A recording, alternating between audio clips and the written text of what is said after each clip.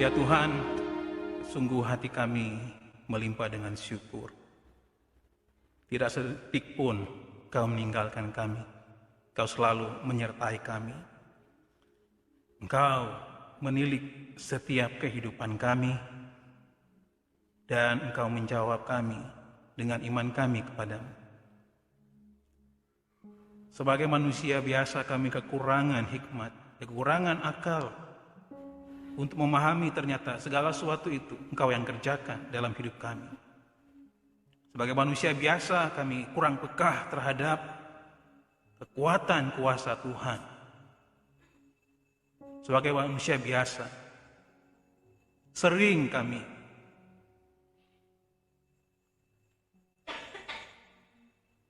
lebih menekankan kemanusiaan kami, ego kami, di atas segala kemurahan dan kebaikan Tuhan. Kami terlalu angkuh di hadapan Tuhan. Dengan berbagai dalih, kami sepertinya kekurangan berkat Tuhan, kekurangan kuasa Tuhan. Mohon kepadamu ya Tuhan, pagi ini Kau kembali mengingatkan kami bahwa Engkau sudah mengerjakan pekerjaan-pekerjaan yang besar dalam hidup kami. Bagian kami hanyalah mengucap syukur dan memuliakan Tuhan.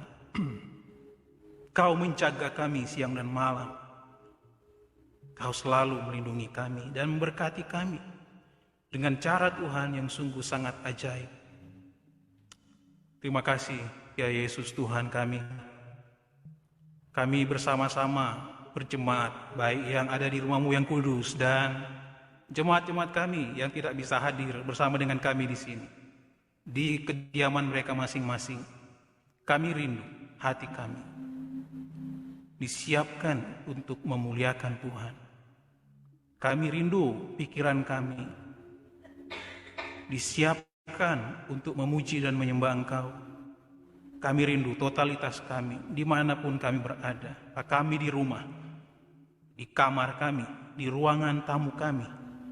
Apakah kami ada di tempat khusus yang kami persiapkan untuk beribadah kepadamu? Apakah kami ada di tempat-tempat kami beraktivitas sekarang ini, di tempat-tempat umum? Tetapi ketika hati kami benar-benar disiapkan untuk memuji dan menyembah Engkau, Engkau hadir dalam hidup kami. Tuhan, tolonglah supaya kami memberikan hidup kami kepada Tuhan, melepaskan semua kecemasan, kekhawatiran kami, dan kami serahkan semuanya kepadamu. Kami lemparkan sejauh-jauhnya ke dalam tangan Tuhan, sehingga semua beban kami terlepas, dan bagian kami di pagi ini adalah memuliakan nama Tuhan. Terima kasih Tuhan, kesempatan ini kami akan belajar firman Tuhan. Kiranya Roh Kudus-Mu menerangi setiap kami. Jangan biarkan kami seorang pun terlepas dari berkat Tuhan. Jangan biarkan jemaat kami di dalam rumah-Mu yang kudus, dan bahkan jemaat-jemaat kami yang sedang mengikuti secara streaming terlepas dari berkat-berkat Tuhan. Engkaulah yang berotoritas, sehingga firman Tuhan yang dilepaskan di pagi ini, firman Tuhan yang kami pelajari di pagi ini, bukanlah hanya sekedar kebiasaan kami membaca dan merenungkan firman Tuhan, tetapi itu masuk ke relung-relung hati kami, hidup kami, dan dari sanalah Dia akan mempengaruhi totalitas hidup kami, dan kami tidak menjadi orang-orang percaya biasa, tapi kami menjadi orang-orang percaya yang militan, orang-orang percaya yang siap untuk bertumbuh dan dibawa kepada jenjang-jenjang kehidupan, di mana di sanalah kami akan dipercayakan tanggung jawab yang besar dan berat sesuai dengan tingkat kedewasaan iman kami. Pakailah hamba-Mu yang sederhana ini dengan otoritas-Mu untuk menyampaikan, menyingkapkan kebenaran firman-Mu, sehingga Tidak ada satupun di antara kami yang pulang dengan kekosongan, tetapi kami pulang dengan membawa berkas-berkas yang daripada Tuhan kami Yesus Kristus. Kami tahu satu hal, setiap waktu, setiap saat, sepanjang hidup kami, sebagai orang percaya, ketika kami ada di bawah kolong langit ini, kami terus berhadapan dengan kuasa-kuasa yang tidak menginginkan kami untuk masuk lebih dalam lagi dalam hadirat Tuhan, untuk masuk lebih dalam lagi di dalam segala kebenaran-kebenaran firman Tuhan. Segala kuasa-kuasa, penguasa angkasa, setan, iblis, semua kuasa-kuasa sistem dunia ini yang ada di sekitar kami, baik kami di dalam ruangan ini dan jemaat-jemaat kami yang ada di tempat kediaman domisili mereka sekarang ini, kami bersatu hati di dalam nama Tuhan Yesus Kristus yang punya otoritas tertinggi di sorga dan di bumi. Kami patahkan segala kuasa-kuasa itu. Kami katakan di dalam nama Yesus, demi kuasa darah Yesus, kuasa-kuasa itu tidak punya hak sedikit pun untuk menghalang-halangi kami. Kami ada di dalam kebenaran-Mu dan kami akan dibebaskan mengalami kemenangan-kemenangan yang besar. Karena firman-Mu itu ada dalam hidup kami. Firman-Mu itu benar-benar berkuasa dalam hidup kami. Kami menjadi orang-orang percaya yang siap menghidupi identitas kami, jati diri kami sebagai orang-orang percaya, umat-umat tebusan Tuhan. Terima kasih. Kami sungguh menyadari Engkau yang berotoritas dalam hidup kami. Engkau yang akan menerangi setiap kami dan menjadikan kami siap untuk membaca dan merenungkan firman-Mu. Ini menjadi seruan doa kami. Terpujilah nama-Mu ya Tuhan kami Yesus Kristus, kekal sampai selama-lamanya. Amin. Silakan kembali.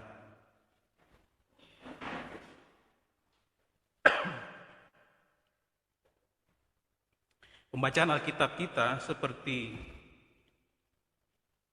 di dalam firman hidup dan kerja dari dalam Imamat pasal 23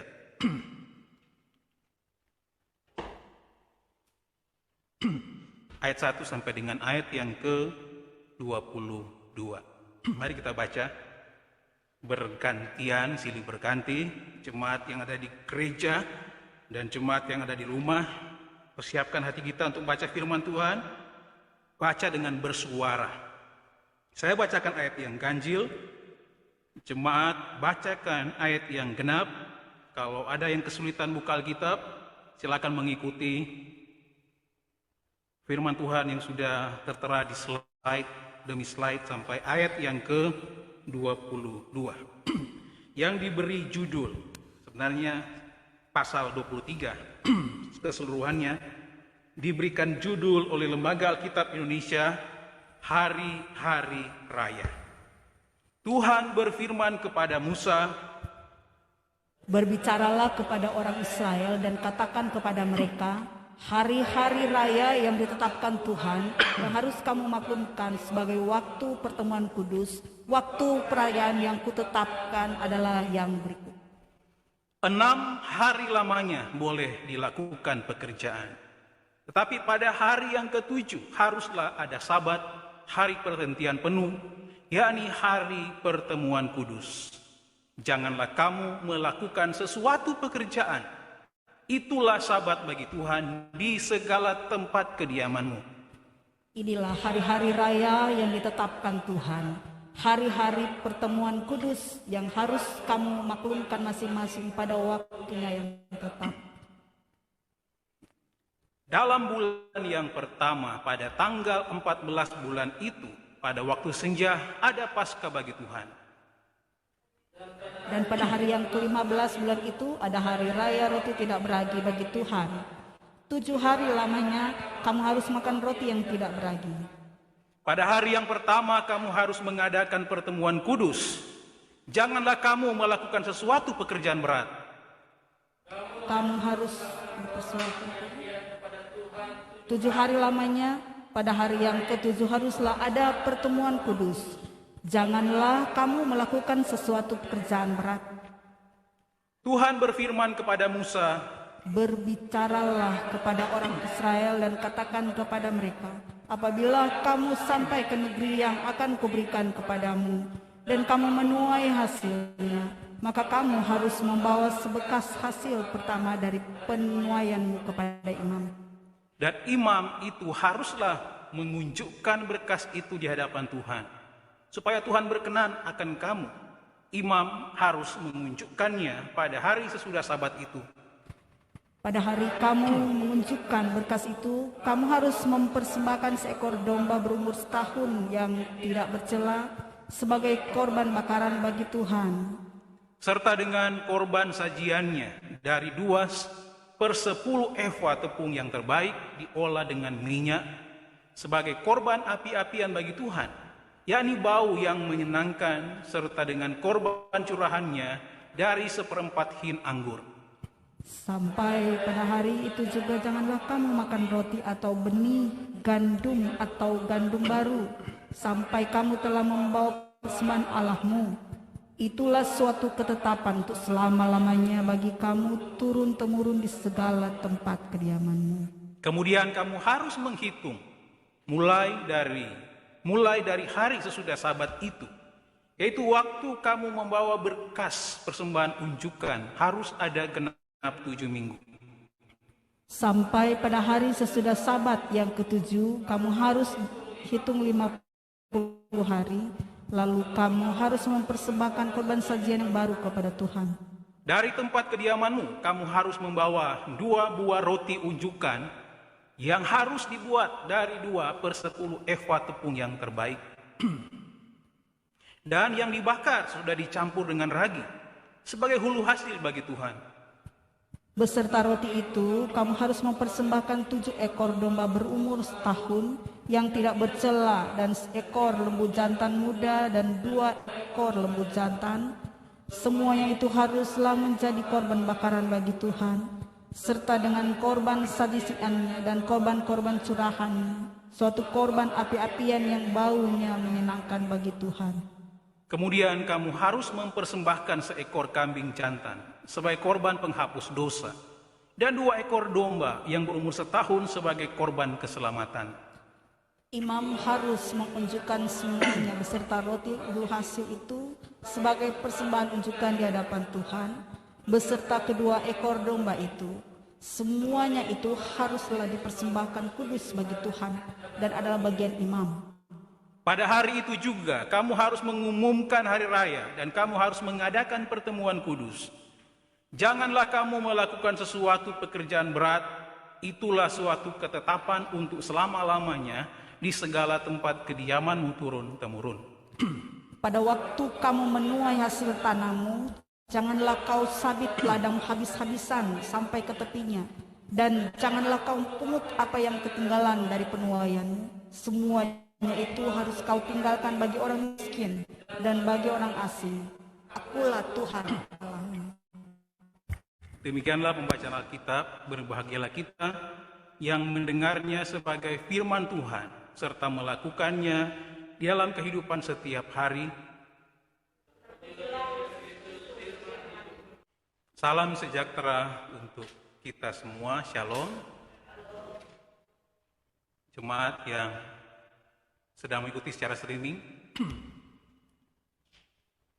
yang ada di Pasar Minggu,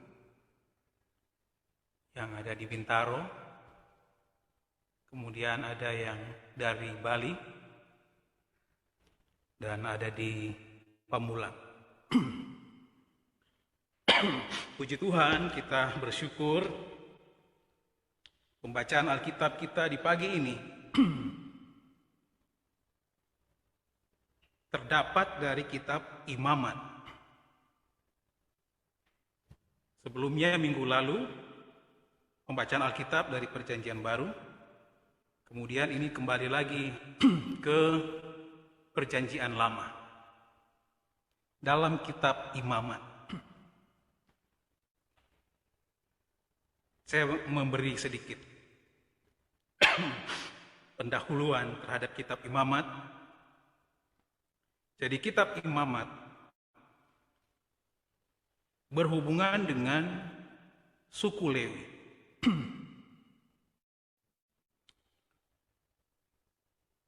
Dan kitab Imamat ini adalah kitab yang ditulis oleh Musa dan ada hubungan langsung dengan kitab Keluaran. Dalam bagian akhir kitab Keluaran, pembangunan kemah suci diceritakan. Kemah suci adalah pusat ibadah bangsa Israel, tempat di mana mereka menghadap Allah. Kitab Imamat mulai dengan peraturan mengenai korban dan pelayanan kepada Tuhan yang harus dilaksanakan di kemah suci.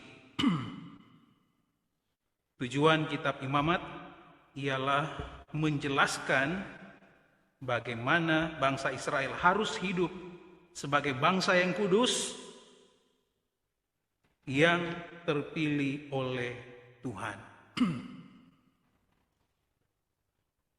Dalam kitab Imamat kita belajar bagaimana manusia yang berdosa bisa hidup bersama Allah yang kudus. Kita juga diajar bahwa dosa adalah masalah besar dan bukan sesuatu yang bisa diabaikan oleh Allah. Semua dosa harus ditebus dan caranya ialah melalui darah binatang. Khususnya kalau kita melihat di bagian kita yang kita baca di pagi ini, karena ini terputus, sebenarnya pasal 23 ini, itu sampai ayat yang ke 44, tetapi ini hanya diputus sampai ayat 22. Ini sesuai dengan firman hidup dan kerja. Dan sesuai dengan hari urutan, hari-hari raya, sebenarnya itu masih ada sambungannya. Dan pembacaan kita hanya sampai di ayat 22. Seterusnya minggu depan khotbah dari pasal 24. Jadi tidak ada sambungannya lagi untuk ada sambungannya. Jadi minggu depan sambungannya. Dan mudah-mudahan dikhotbahkan oleh pengkhotbahnya. Karena minggu depan jadwal pertukaran mimbar di sini. Oke.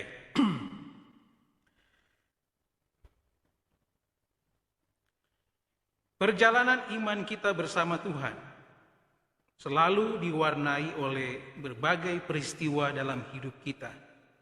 Suka duka, sehat sakit, untung rugi, sukses, gagal, kecewa, marah, sakit hati, dan masih banyak lagi peristiwa yang kita alami dalam hidup kita. Tentu dalam semua kejadian atau peristiwa tersebut, sebagai orang percaya selalu ada kebaikan Tuhan Yesus yang kita alami. Itu sesuai dengan judul khotbah yang tidak saya kurangi. Dari FHK juga berbunyi demikian.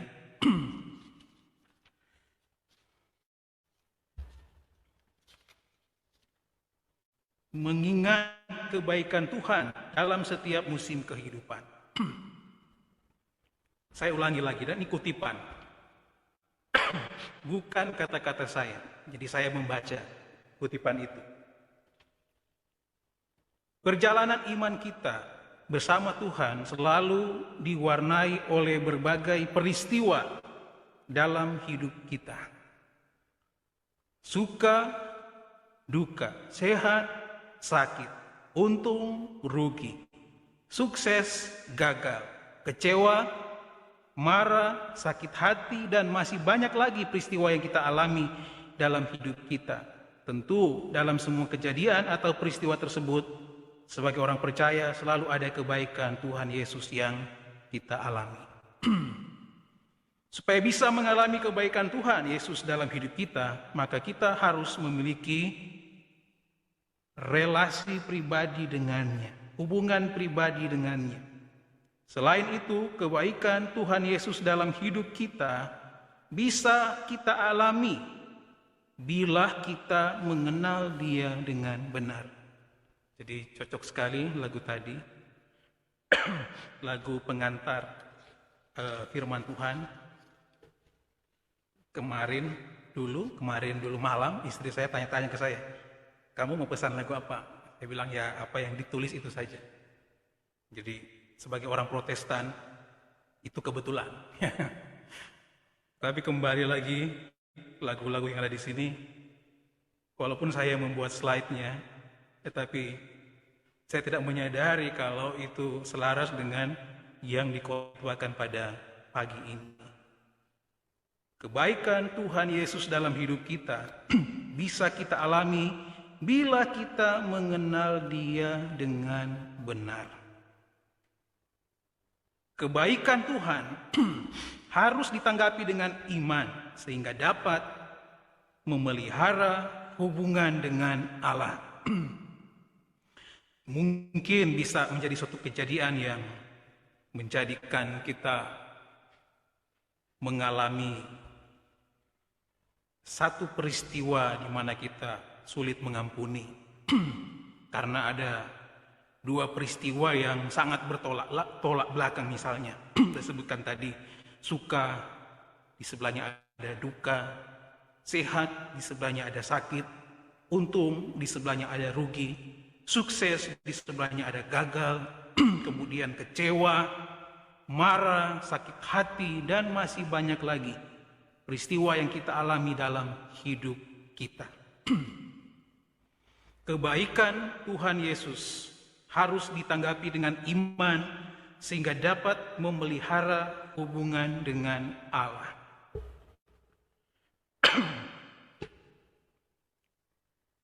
Pertanyaannya, bagaimana caranya?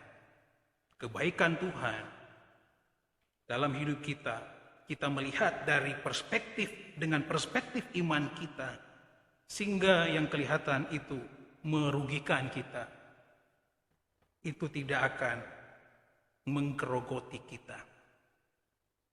Sekali lagi, orang itu terbiasa dengan berkat, dengan suka, dengan sehat, dengan untung, dengan sukses. Tapi kalau ada peristiwa-peristiwa lain yang bertolak belakang dengan realitas itu dan kesukaan kita sebagai manusia yang normal, bagaimana itu akan mempengaruhi hidup kita?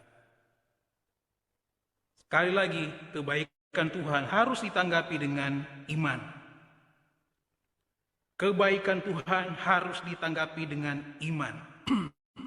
Kita akan melihat dari ayat 1 sampai ayat 22. Bagaimana caranya?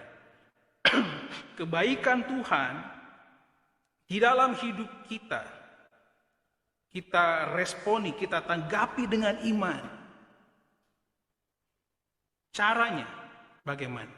Sehingga itu dapat memelihara hubungan atau relasi kita dengan Allah. Ada 3 hal yang akan saya bagikan pagi ini, dari ayat 1 sampai ayat yang ke-22. Cara yang pertama ada pada ayat 1 sampai ayat yang ke-3.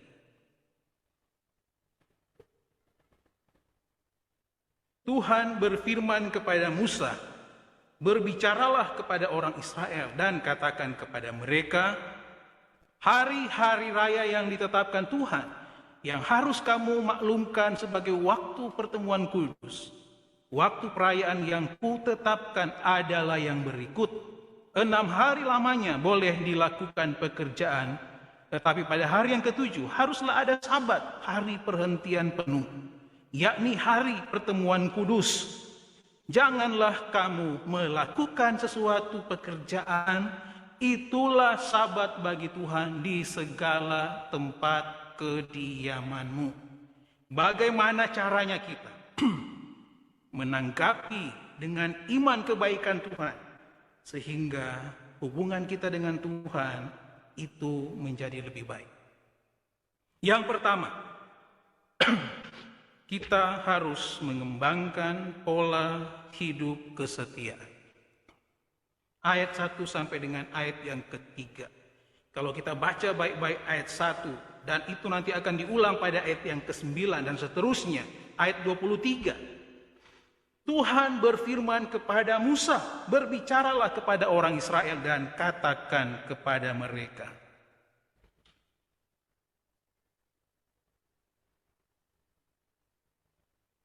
Tuhan berinisiatif untuk menjalin relasi dengan manusia. Sekali lagi tadi sudah disebutkan, kitab Imamat ini adalah bagian yang tak terpisahkan dengan kitab Keluaran. Ketika orang Israel dibawa keluar dari Mesir dan mereka memasuki tanah perjanjian, banyak sekali hukum-hukum, ketetapan yang Allah buat untuk menjaga hubungan dengan Allah. Di pasal 23 ini khususnya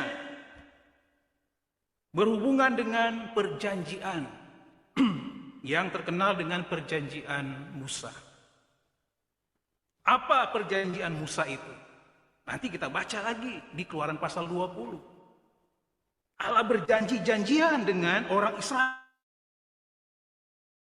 di sana, di padang gurun, bahwa Allah akan menjadi Allah mereka dan mereka akan menjadi umatnya. Itu perjanjian, atau dalam bahasa Ibrani itu berit. Perjanjian Musa diikuti dengan beberapa hukum-hukum. Salah satunya di sini di pasal 23 ini berhubungan dengan hukum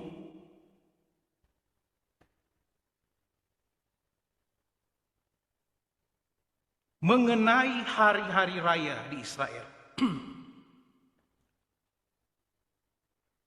Hukum-hukum ini berhubungan dengan perjanjian. Salah satunya di bagian ini, bagian yang terakhir, Imamat 23 ini, hukum-hukum mengenai hari-hari raya di Israel. Kalau kita melihat lagi penegasan-penegasan di hari raya ini, kembali mengingatkan kita, mengingatkan orang Israel berhubungan dengan kebaikan Tuhan. Betapa Tuhan sudah mengerjakan perkara-perkara yang besar dalam hidup mereka. Satu hal yang mereka harus tanggapi dengan iman, segala kebaikan Tuhan adalah yang pertama, mengembangkan pola kesetiaan. Bagaimana cara mengembangkan pola kesetiaan? Di ayat 1 sampai dengan ayat yang ketiga. Sekali lagi ini ayat-ayat yang dituliskan bagi orang Israel. Dan kita akan lihat sebentar, hubungannya dengan kita di perjanjian baru di mana? Berhubungan dengan hari-hari raya itu. Karena kita bukan penganut Yudaisme. Karena kita bukan penganut Adventis itu yang beribadah di hari Sabtu. Caranya disebutkan di situ, kembangkan pola kesetiaan. Kesetiaan terhadap kesaksian firman Tuhan bahwa Tuhan kita penuh dengan kebaikan. Tujuannya apa? Supaya bisa mengalami kebaikan Tuhan Yesus dalam hidup kita, maka kita harus memiliki relasi pribadi dengannya. Selain itu, kebaikan Tuhan Yesus dalam hidup kita bisa kita alami bila kita mengenal Dia dengan benar. Ayat 1 sampai ayat yang ketiga berhubungan dengan hari Sabat. Hari ini biasanya sama dengan hari Sabtu, tetapi ada hari lain yang juga dikhususkan bagi Tuhan yang disebut dengan hari Sabat. Disebutkan di sana, inilah hari perhentian penuh bagi umat Israel. Kebaikan Tuhan yang banyak bagi orang Israel. Tuhan sudah menyertai mereka. Tuhan sudah membawa keluar mereka dari perbudakan di Mesir. Tuhan sudah menjaga, melindungi mereka. Kurang lebih 40 tahun di padang gurun. Siang hari dikirimkan awan supaya tidak kepanasan. Malam hari dikirimkan tiang api supaya mereka bisa berjalan di tengah padang gurun. Ketika mereka kekurangan makanan, Tuhan mengirimkan sepanjang 40 tahun yang namanya roti surgawi itu. Mana itu? Roti yang diturunkan dari langit. Mereka tidak bersusah payah untuk membuat roti. Roti itu disediakan sepanjang 40 tahun. Ketika mereka kekurangan daging. Tuhan mengirim burung puyuh sehingga mereka tinggal menangkapnya sesuai dengan keinginan mereka. Dan Tuhan hanya minta kepada mereka supaya mengkhususkan satu hari penuh untuk mereka beribadah kepada Tuhan, mengembangkan pola kesetiaan. Tuhan sudah lebih dulu setia dalam hidup mereka. Tuhan hanya minta kepada orang Israel satu hari saja. Tuhan sudah memberkati orang Israel berlimpah-limpah. Dan Tuhan hanya minta satu hari dikhususkan bagi Tuhan. Setia. Tuhan sudah lebih dulu setia kepada orang Israel. Dan disebutkan pada ayat yang pertama, Tuhan berfirman kepada Musa, berbicaralah kepada orang Israel dan katakan kepada mereka. Tuhan selalu mau supaya orang Israel itu berespon, mempunyai tanggapan terhadap segala kebaikan Tuhan. Tuhan sudah sangat baik kepada mereka. Tuhan hanya minta satu hari saja untuk menyediakan waktu, berdiam diri, merenungkan segala kebaikan Tuhan. Kesetiaan terhadap kesaksian firman Tuhan bahwa Tuhan kita penuh dengan kebaikan. Bagaimana caranya? Kita menanggapi, meresponi dengan iman kebaikan Tuhan kita Yesus Kristus. Kita memang beriman, iman kita menyelamatkan kita, tetapi setidaknya dalam hidup kita ada indikator bahwa kita itu benar-benar beriman. Dimulai ayat yang kedua sampai ayat yang ketiga berhubungan dengan hari raya pertama ini. Ada indikasi Tuhan mau supaya orang Israel belajar hidup setia.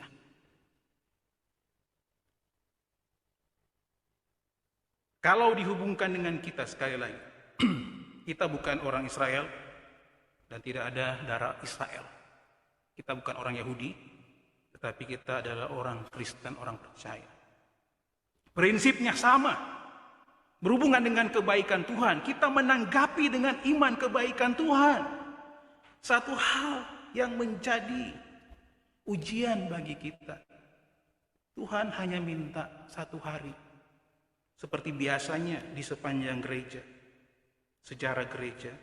Hari Minggu ditetapkan sebagai hari orang percaya, orang Kristen beribadah kepada Tuhan. Dan kita lebih kenal bagian ini sebagai hari kemenangan. Hari Minggu itu hari kemenangan. Kalau orang menang, itu ekspresinya. Tadi lagu-lagunya lagu-lagu berekspresi, tetapi karena kita protestan, ekspresinya harus ditahan-tahan. Hari kemenangan itu lebih daripada Sabat.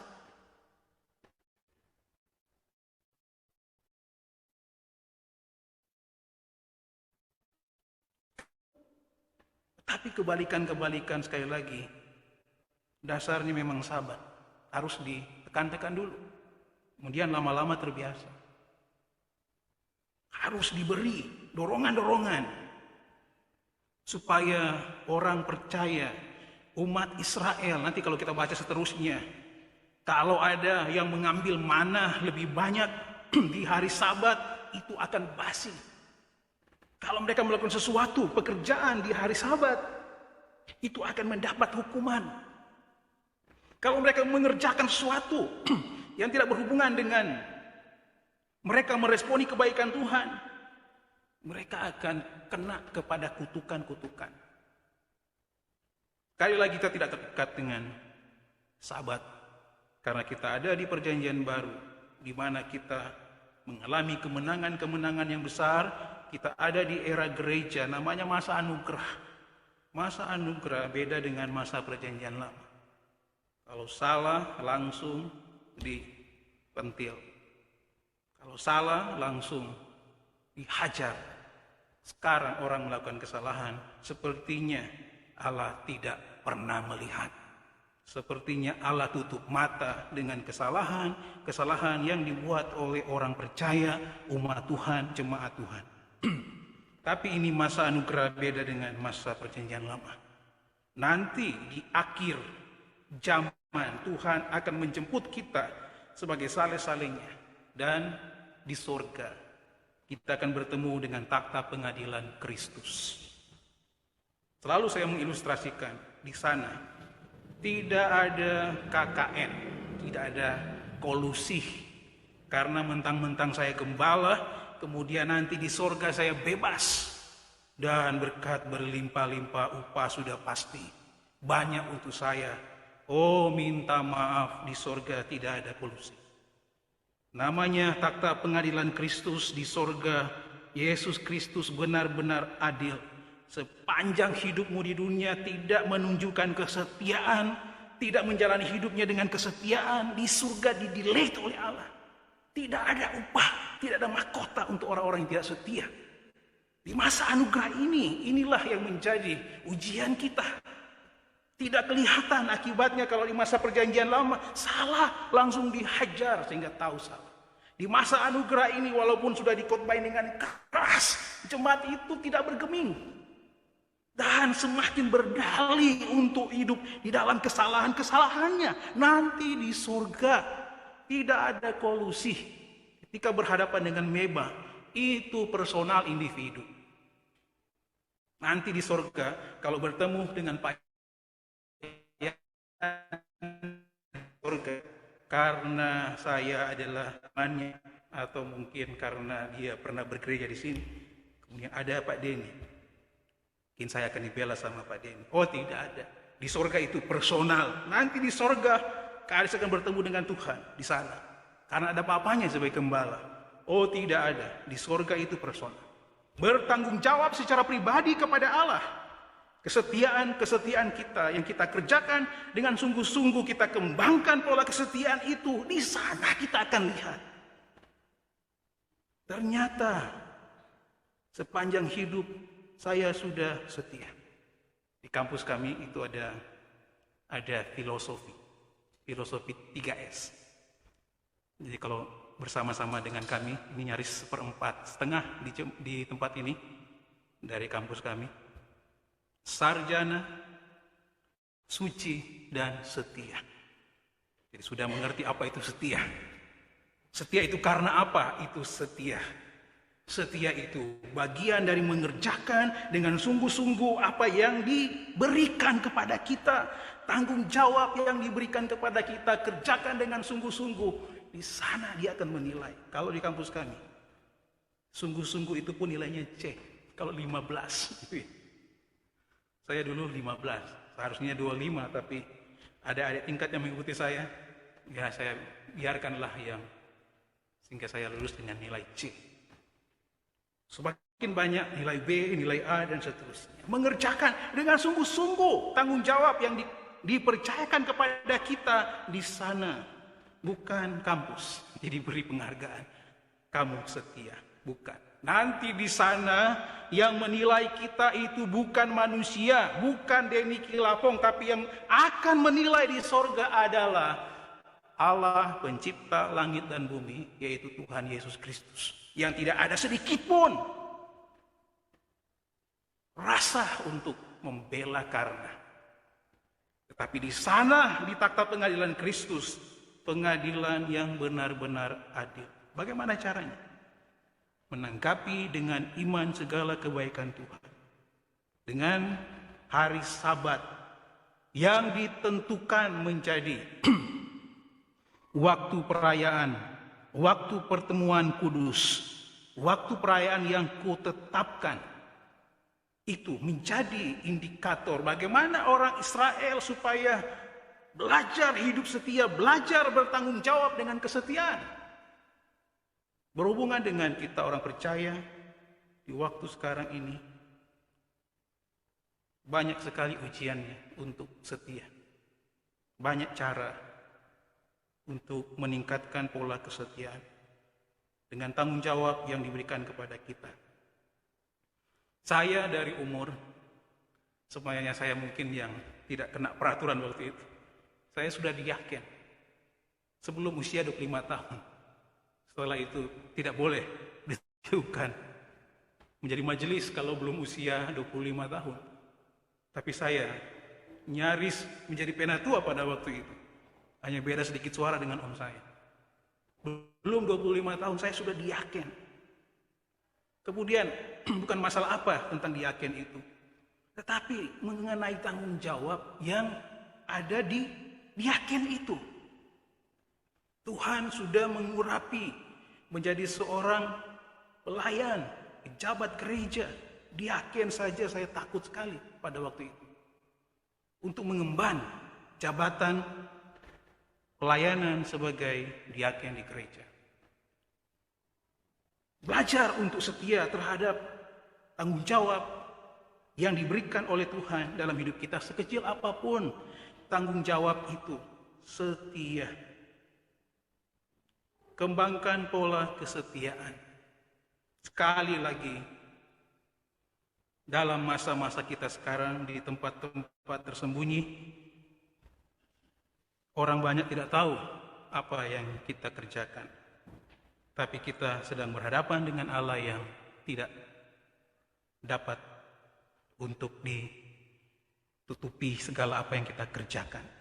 Setia, Tuhan akan menilai secara objektif apa yang kita kerjakan dengan setia. Kalau tidak setia, tanggung jawab pribadi kita. Itu yang pertama. Yang kedua, dari cara yang pertama, kembangkanlah pola kesetiaan. Saya tidak sedang menggurui, saya juga banyak bergumul berhubungan dengan kesetiaan. Bagaimana setia, kata-kata setia itu bisa saya kerjakan dengan sungguh-sungguh. Tetapi setidaknya saya terus berusaha.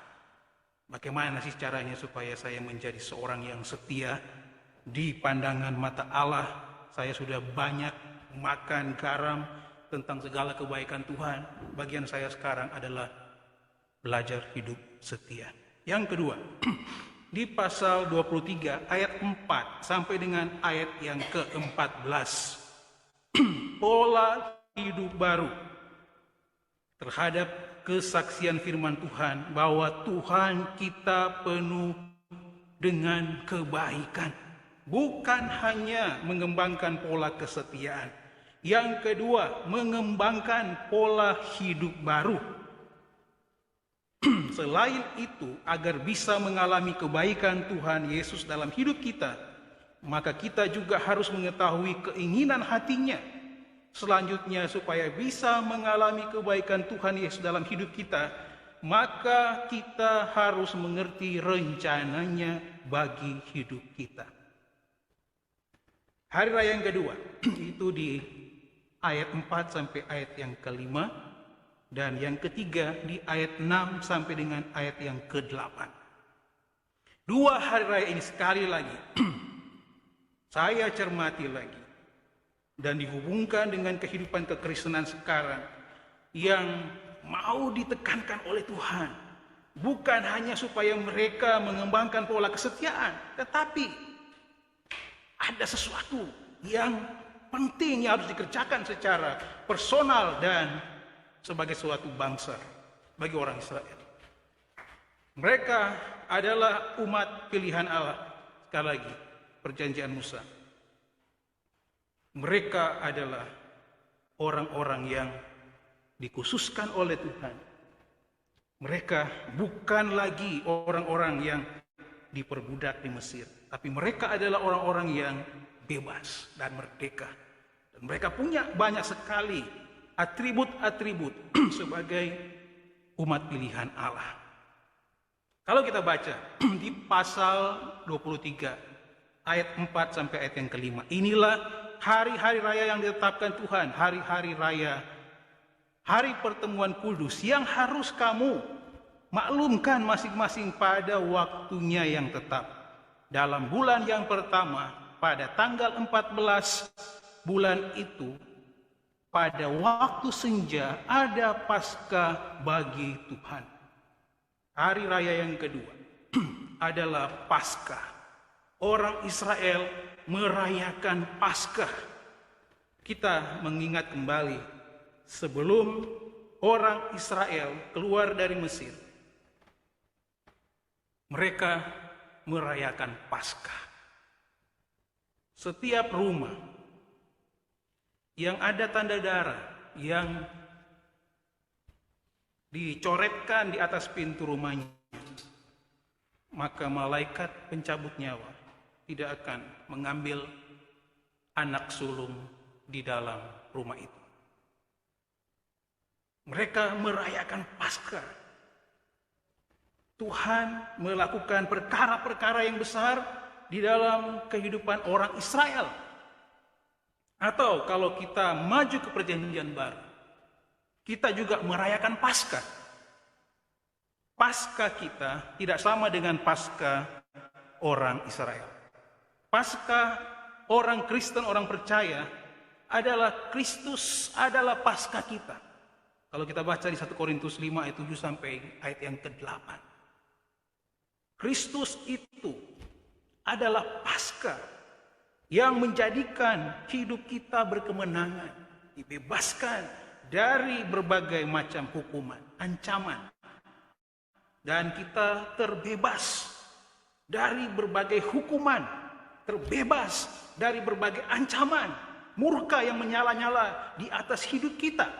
Dan kita sekarang menjadi milik kepunyaan Allah. Pola hidup baru. Kita harus mengembangkan pola hidup baru. Bukan lagi orang-orang yang dimurkai terus. Api menyala-nyala di atas hidupnya. Kita mengalami pembebasan. Kalau Paskah orang Israel dibebaskan dari kematian. Tetapi Paskah bagi orang percaya adalah bagaimana caranya Kristus menjadi Paskah bagi kita. Dia mengerjakan sehingga kita lagi mengalami kemenangan, jaminan-jaminan kemenangan. Bagi kita sekali lagi, jaminan-jaminan kemenangan yang diberikan kepada kita adalah bagian untuk mengingat kebaikan Tuhan. Kebaikan Tuhan yang pertama, Tuhan sudah menolong kita. Tuhan sudah menyertai kita, hidup kita. Tuhan sudah memberkati kita.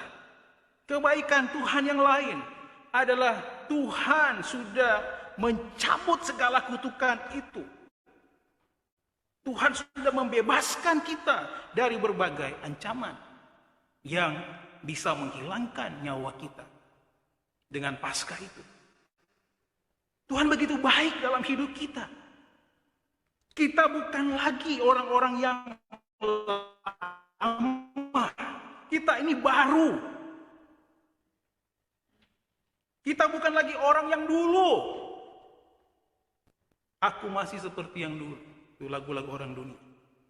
Sudah menjadi orang percaya tetapi hidupnya masih seperti dicengkeram oleh hukuman. Hidupnya belum bebas. Hidupnya masih sama dengan orang-orang dunia yang tidak mengalami Paskah itu. Seharusnya kita, orang-orang percaya, lebih daripada orang dunia. Jaminan-jaminan yang diberikan Tuhan kepada kita seharusnya membuat kita bangkit. Seharusnya menjadikan kita, hidup kita adalah hidup yang berkemenangan. Dari satu waktu ke waktu yang lain. Seperti yang saya kutip tadi, masalah hidup kita itu tidak akan bisa dihilangkan begitu saja. Di sebelahnya ada duka, di sebelahnya ada sakit, di sebelahnya ada rugi, di sebelahnya ada gagal, kecewa, marah, sakit hati, dan peristiwa-peristiwa yang lain. Tetapi realitasnya, orang itu lebih suka ada pada sisi yang itu, sisi negatif itu. Ia akan berlama-lama pada kondisi seperti itu. Tetapi hidup baru itu bisa menyingkirkan duka, dapat menyingkirkan semua beban pergumulan kita. Kita bukan orang dunia lagi, kita adalah orang percaya. Menanggapinya dengan iman, segala kebaikan Tuhan. Sekali lagi, kalau saya mau kesaksian mungkin Bapak Ibu akan kaget. Minggu lalu, peristiwa yang tidak mengenakan, saya disenggol dari belakang. Saya tidak pernah ceritakan kepada siapa-siapa, hanya saya ceritakan kepada tukang bengkel. Jadi istri saya nggak tahu kenapa saya bolak-balik ke bengkel. Saya disenggol dari belakang. Nyaris kalau tidak saya bertabrakan dengan mobil di depan. Wow, itu saya pikir, kenapa setelah mengantar Reverly, kalau peristiwa itu terjadi, Reverly ada dengan saya, itu lebih bahaya lagi. Dan saya berusaha untuk rem ya, sehingga dia hanya terpental. Jadi terlempar bola belakangnya dan puji Tuhan, saya tidak ada apa-apanya, hanya pegal-pegal badan saya. Saya berusaha nahan stang motor itu, dan ternyata bagian kanannya itu bengkok. Kemarin saya ke bengkel, dia bilang, "Pak, ini bengkok ini, Pak." Dan sudah diperbaiki, masih bengkok juga. Stang sebelah kanan itu. Puji Tuhan. Ya, mara bahaya selalu mengitari kita. Tapi sekali lagi, saya tidak bersungut-sungut dengan itu. Masih lagi minggu lalu, peristiwa yang tidak mengenakan juga. Nyaris di beberapa hari berikutnya. Awalnya kami kehabisan air. Air hanya habis, biasanya kami beli 6 galon sekalian. Minggu lalu habis 1 galon, semuanya habis, sampai di bawah sini habis galonnya. Air. Terus naik ke atas, habis gasnya. Dalam satu waktu, cek uang di saldo, kira-kira tinggal 13.000 uang saya di saldo. Dan bagaimana sih caranya? Kami harus pelayanan ke Cibubur waktu itu. Saya sudah berjanji harus pergi ke Cibubur. Dalam posisi tidak ada uang sama sekali. Tetapi puji Tuhan sekali lagi, Tuhan bukakan jalan dengan mengirimkan burung gagak kepada kami. Kami harus pergi ke Cibubur bolak-balik dengan naik, saya tawari Pak Beni, ikut saja kami, sama-sama. Tapi kami harus berangkat dengan gokar ke sana. Dengan iman, Tuhan akan menyediakan. Tuhan menyediakan. Tepat dalam keinginan-keinginan kita, Tuhan menyediakan. Tuhan mengirimkan burung gagak itu. Dan peristiwa-peristiwa yang lain sekali lagi, itu tidak membebani saudara, tetapi hamba Tuhan pun bergumul dan mungkin bisa menjadi dosa gitu ya. Kesalahan-kesalahan yang fatal, tetapi pergumulan-pergumulan itu biasa. Ngajari Elsa supaya bergumul, terus bergumul dalam Tuhan, bagian dari pola hidup baru. Tuhan sudah membebaskan kita dari semua kutukan. Kalau kita nggak makan 1 hari, berpuasa lah. Kita bisa menahan, orang lain nggak bisa tahan. Masih banyak lagi pergumulan-pergumulan yang lain, dan semuanya sekali lagi Tuhan mengirimkan tepat pada waktunya. Pola hidup baru, kebaikan-kebaikan Tuhan dalam hidup kita, dalam hidup saya itu, dari satu waktu ke waktu yang lain, itu selalu ada, dan selalu ada. Bagaimana caranya kita meresponi dengan iman? Pertama, kembangkan pola kesetiaan. Yang kedua, kembangkan pola ketekunan melalui pola hidup baru, melalui Paskah tadi. Dan kita baca di ayat 6 sampai dengan ayat yang ke-8 berhubungan dengan roti tidak beragi. Tanggal 15 sampai 21 bulan pertama. Pada tanggal 16, berkas jelai dari hasil pertama ditunjukkan di hadapan Tuhan. Hari raya hasil pertama rupanya dirayakan pada hari raya roti tidak beragi. Pada waktu kita sekarang, kita melihat ini. Hari raya ini adalah hari raya di mana kita melihat bagaimana orang Israel tidak harus bersungut-sungut karena mereka punya Allah yang hidup, Allah yang tidak lekang oleh waktu, kasih dan kuasanya. Kalau di perjanjian baru, kembali lagi kita lihat 1 Korintus pasal 15 ayat 20 sampai ayat 23, Kristus Yesus adalah hasil pertama bagi kita. Yesus Kristus itu yang mengubah sejarah hidup kita, yang menjadikan kita ini sepertinya adalah orang yang beruntung. Dan memang beruntung. Selalu dan terus menerus hidup dalam segala kebaikan Tuhan. Kita bersyukur kepada Tuhan. Terus bersyukur kepada Tuhan. Menanggapi dengan iman kebaikan Tuhan. Seperti yang saya sebutkan tadi. Ada suka, di sana ada duka. Sehat, di sebelahnya ada sakit. Di sebelah ada untung. Di sebelahnya ada rugi. Dua sisi hidup itu. Tetapi sekali lagi, orang lebih cenderung untuk melihat sisi negatifnya kebaikan Tuhan. Harus ditanggapi dengan iman. Kembangkanlah pola hidup baru. Yang ketiga, ayat 15 sampai ayat yang ke-22. Ini yang dikotbahkan minggu lalu oleh Pak Penatua Christian Nganto. Kembangkan pola ketekunan. Ayat 15 sampai ayat yang ke-22. Ketekunan terhadap kesaksian firman Tuhan, bahwa Tuhan kita penuh dengan kebaikan. Allah yang kita sembah adalah Allah yang turut bekerja atas hidup kita untuk mendatangkan kebaikan buat kita. Kita boleh baca Roma pasal 8 ayat 28. Rasul Paulus menegaskan demikian, kita tahu sekarang bahwa Allah turut bekerja dalam segala sesuatu untuk mendatangkan kebaikan bagi mereka yang mengasihi Dia, yaitu bagi mereka yang terpanggil sesuai dengan rencana Allah. Ini hari raya berikutnya. Ayat 15 sampai ayat 21. Hari raya 7 minggu. Yang sekarang, kalau orang Kristen sekarang tidak merayakan itu seperti dirayakan oleh orang Yahudi, 7 minggu. Tetapi kita merayakan yang namanya hari Pentakosta.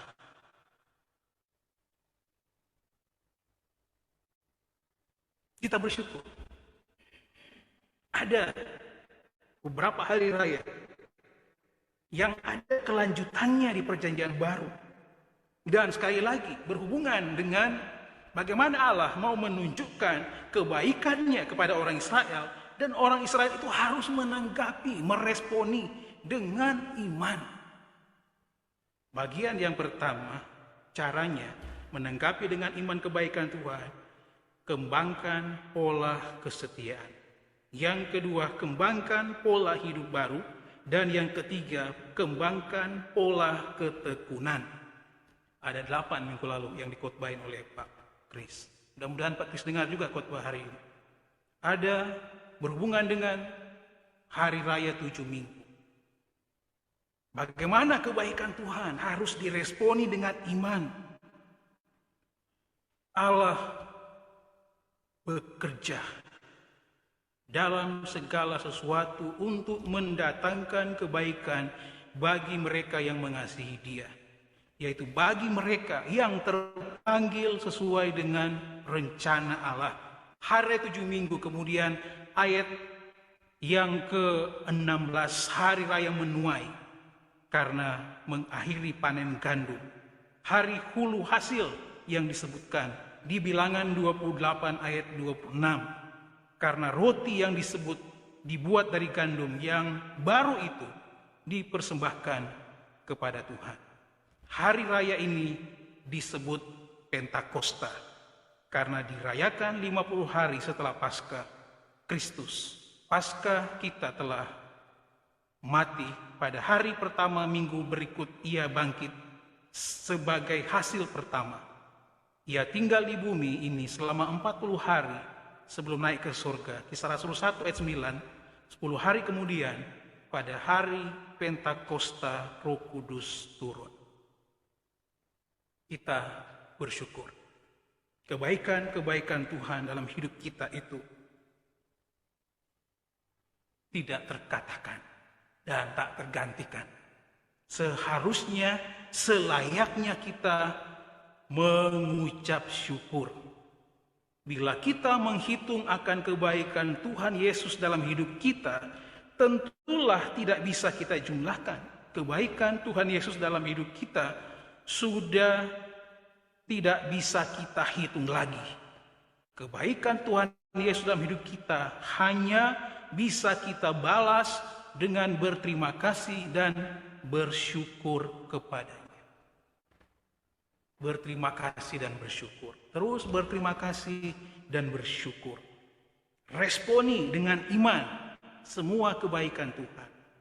Dengan hari raya ini, nanti sampai ayat yang ke-44 akan disambung minggu depan.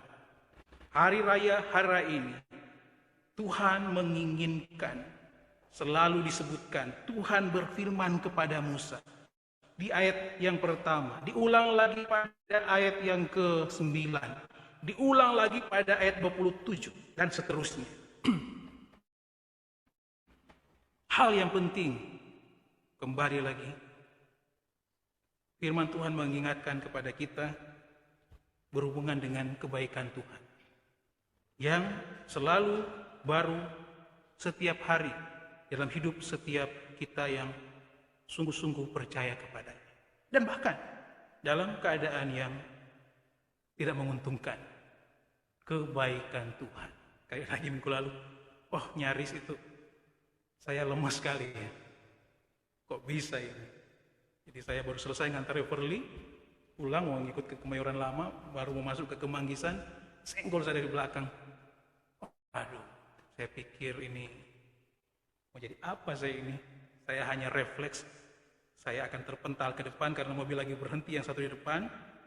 Saya pegang rem sekencang-kencangnya dan jangan sampai mobil maju ke depan. Kalau maju ke depan, saya akan terpental ke mobil di depan.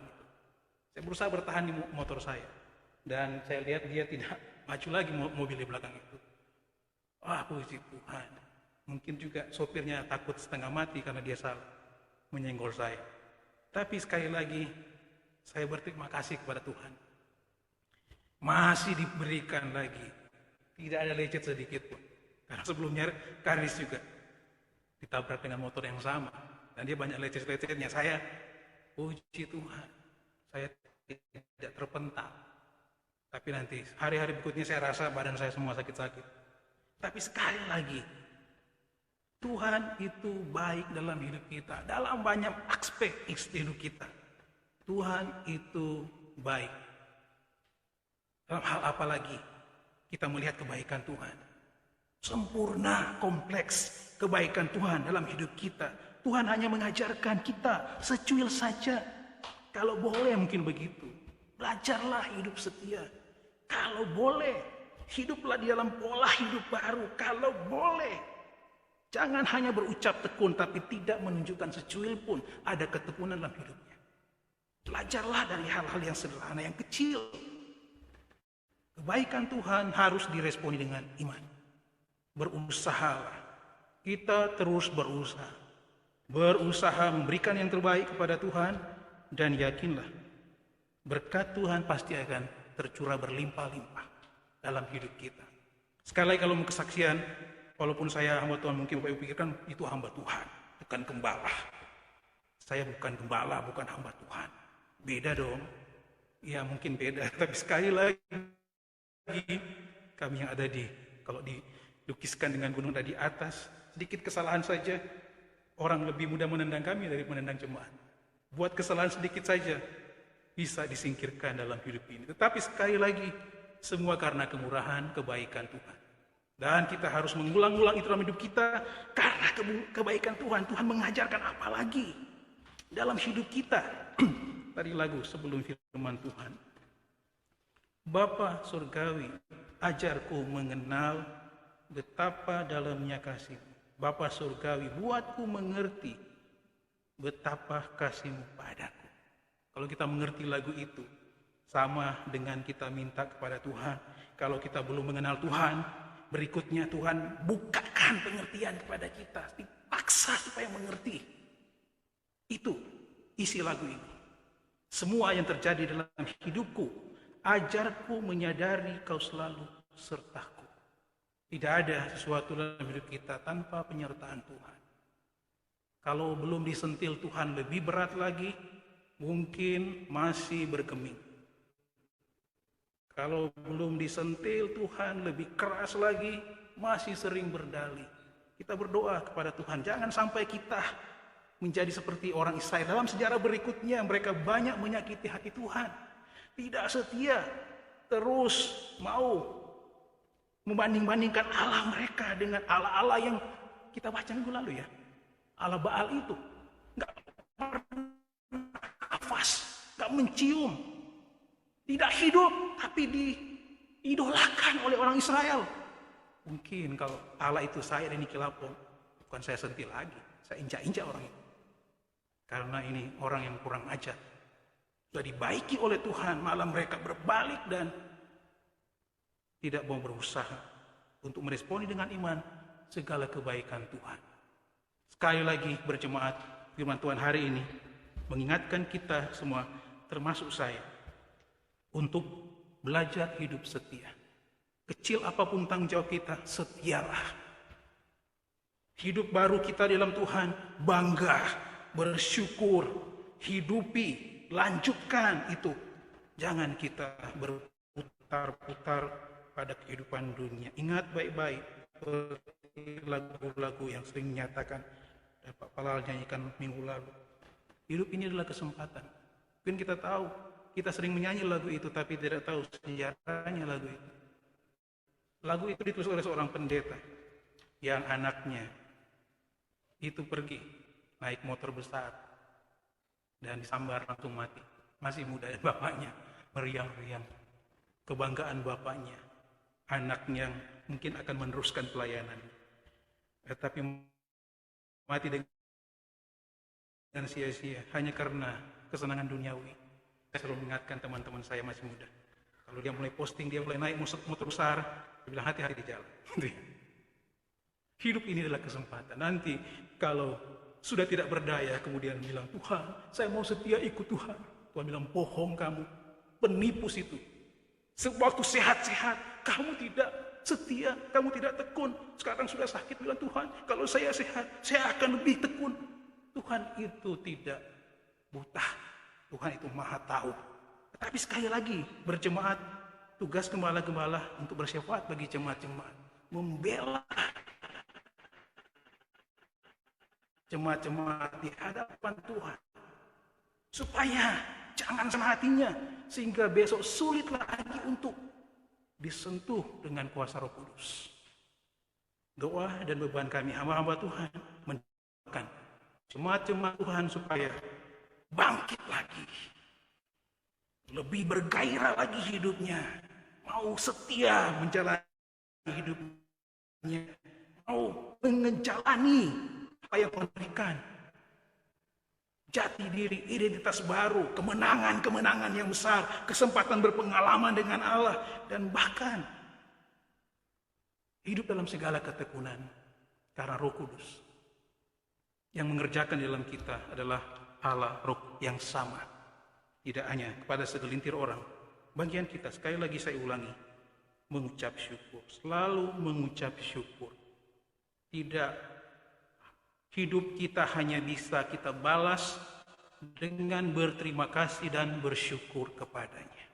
Berterima kasih dan bersyukur kepadanya. Terpujilah